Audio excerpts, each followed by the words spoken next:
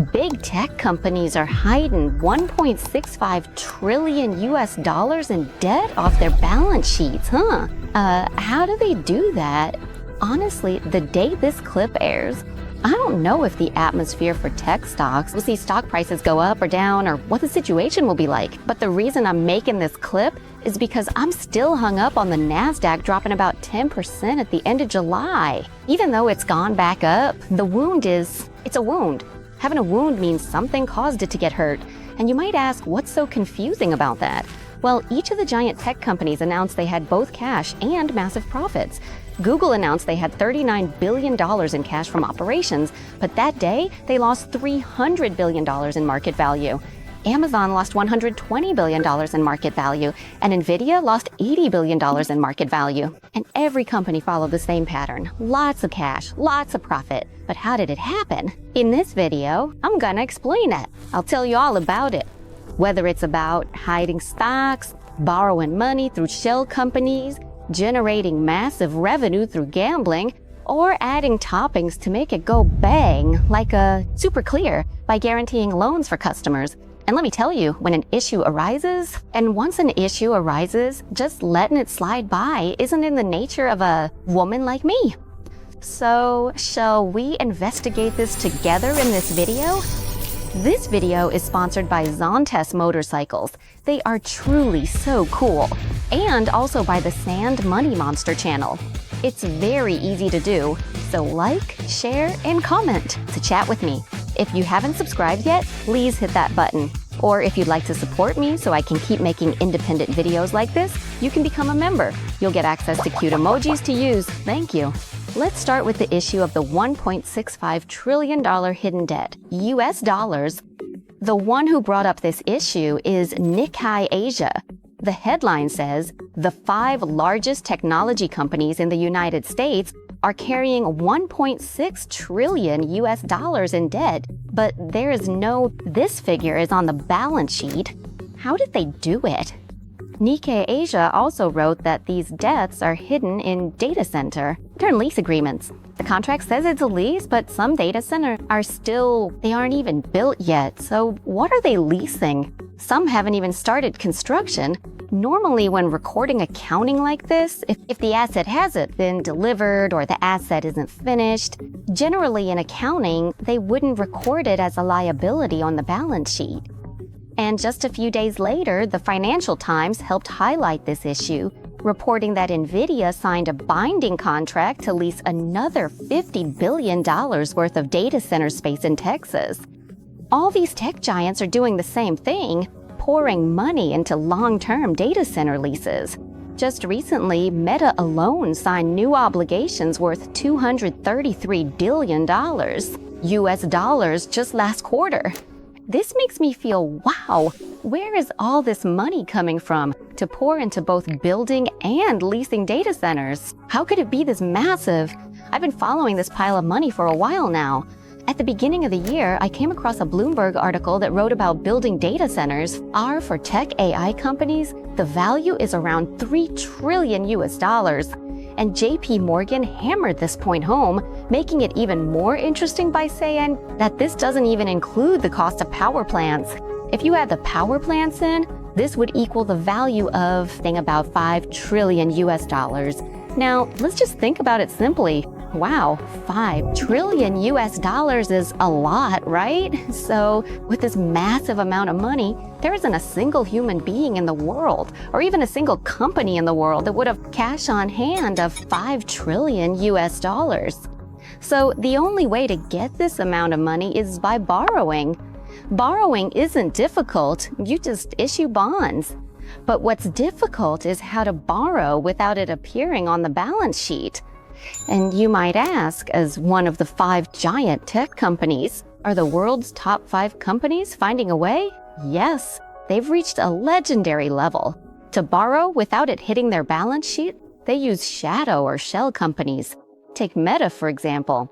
They are currently in the process of building a massive data center with a total cost of $29 billion US dollars. But Meta did not actually borrow that $29 billion. They funded it themselves, $1 billion on their own. So who borrowed it? What happened was they set up a shadow company, brand new, called BaseNet Investor LLC. And it's this shadow company that's responsible for it, borrowing $27 billion US dollars. The borrowing was done by issuing debt instruments, and these debt instruments will mature in 2049. Once this happened, right, Meta would no longer have the status of being the owner of this data center. The owner of the data center is this shadow company called BaseNet Investor LLC. And then you might ask, why structure it in such a complicated way? It's to ensure that the debt that needs to be borrowed, that $27 billion US dollars, doesn't have to appear on Meta's balance sheet. It goes on BaseNet's balance sheet instead, so Meta doesn't have to carry that $27 billion in debt. Billion US dollars suddenly popping up and scaring investors. Therefore, Meta's job is to manage risk. The main risk, the biggest and most important one that Meta has to manage, is how to ensure that BaseNet's data center can generate as much profit as possible. This is one of the ways that Alphabet, Amazon, Microsoft, and Oracle carry a combined debt of as much as 1.65 trillion US dollars without it having to be on the company's balance sheet. We've reached this point now, and many people might say, hey, it's probably fine, right? Because these big tech companies have already announced it for everyone to see, haven't they? That they generate a lot of cash and make a lot of profit. Which is true, because Alphabet just reported that they were able to make a profit of as much as 112 billion US dollars, which is the highest quarterly profit in Google's history, an all-time high. And it's not just profit, because Alphabet also said they were able to generate cash from operations of up to 39 billion US dollars. This is a year-on-year calculation, which is 41% more than last year. But Alphabet got 39 billion in cash flow from operations, right? However, Alphabet is spending that money on AI infrastructure, which is likely things like data centers and such, at 44.9 billion US dollars. So, editor, let's set up the problem. Keep it simple. They generated 39 billion in cash minus the money that was paid out, which is 44.9 billion US dollars. Therefore, it equals Alphabet having a negative cash flow of 5.9 billion US dollars. And yes, even though Alphabet announced that they made the highest quarterly profit in their history at 112 billion US dollars, that negative figure of 5.9 is the first negative figure Alphabet has recorded since 2004. And I want to underline the word expenditure for infrastructure, because the expenditure for infrastructure isn't a one-time expense. It's what they call a committed obligation. Like, if you buy a phone, paying for it in 1 month isn't enough, right? It's paid off over time. Infrastructure expenses are paid off the same way. This is called a committed obligation. And Alphabet, you see, has committed itself to future obligations and purchase orders, having already signed contracts totaling up to 811 billion US dollars. In news like this, like, ooh, an AI company is raising capital. If this were several years ago, you'd hear, ooh, AI is raising capital, stock prices go up. But on July 23rd, that wasn't the case. It was the exact same type of news that caused Alphabet's stock to plummet by 7%, and Amazon was also fell by 4%. Because whether it's about hidden debt or the scary spending habits of AI companies that I mentioned, I didn't just make that up. And I didn't analyze it myself. I'm just an observer like everyone else. But all of this stuff is something that investors across the entire market already know, and it just happened to turn red on the day oil prices hit 100 US dollars per barrel. So I would honestly say that this specific timing is just incredibly unlucky, which is the primary reason why the stock plummeted so sharply.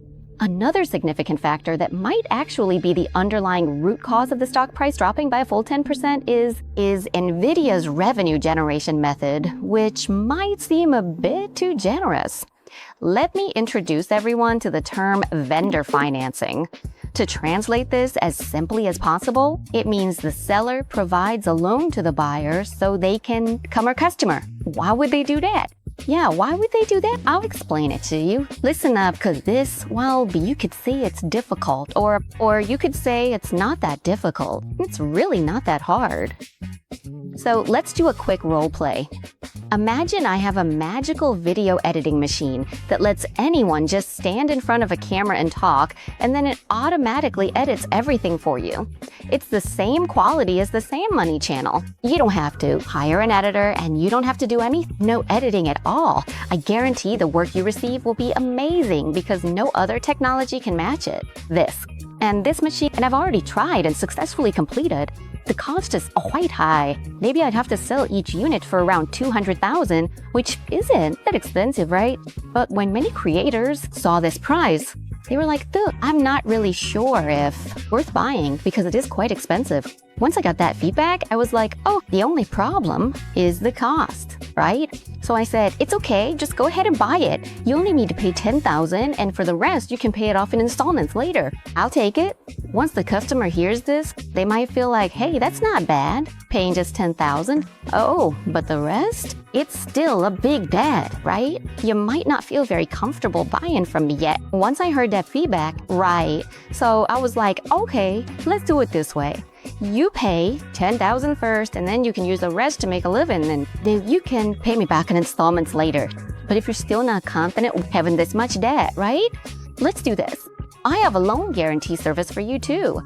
Once I told them about the service and the loan terms for buying my, let's say, magical editing machine, it made everyone go, wow, and perk up. They were very interested and very happy to, come and buy this editing machine of mine by putting down just 10,000 baht. In the blink of an eye, I was able to sell 10,000 of these magical editing machines, and I had cash in hand. And right away, I had 100 million baht in cash. I was rich. People on the outside looking in, not knowing anything, would think, wow, this is one rich person, a genius. But the problem is whether I'd be a huge success or a total flop. It depends on whether the customers I sold to can use it to make a living, turn a profit, and pay me back, because I lent them 95% of the price of that editing machine. If the customer can sell and succeed and pay me back in full, then I'll become a real millionaire, a true genius.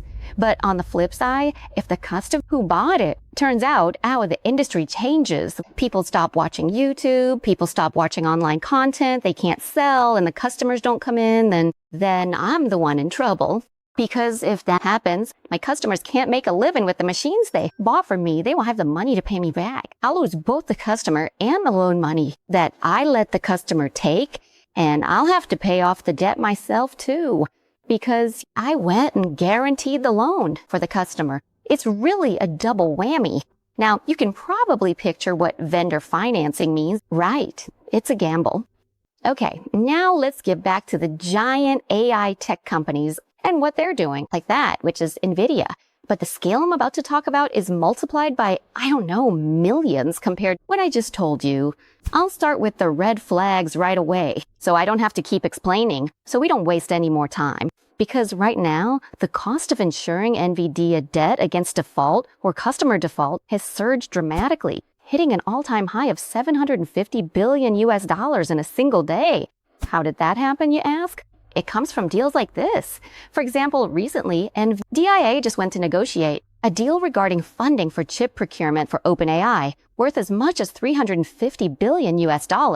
And there's another deal, this is a separate one. Nvidia is currently in negotiations to have financial guarantees worth $250 billion with OpenAI as well, making the total combined amount of $350 billion and $250 billion, which makes the risk that Nvidia has towards OpenAI alone is as high as $600 billion. Meanwhile, Nvidia's actual annual revenue is only around $216 billion. This means Nvidia is both a supplier, meaning they sell products to OpenAI, and they also happen to be a guarantor for OpenAI's debt.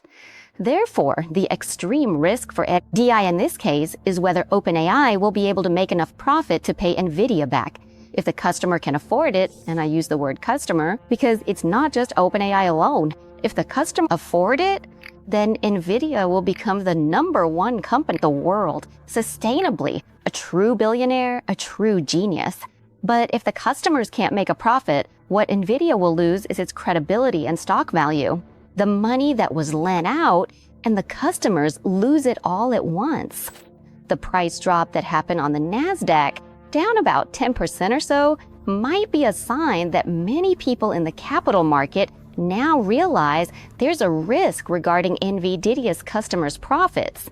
And if these profits don't materialize, it will equal a disaster, to the point that at this point, people will start to wonder, oh, in that case, is there a way to check? Like, I really want to know if Nvidia is still credible. How should I look at it? I mean, there must be a way to analyze this that looks really complex and deep, but I might not be that skilled.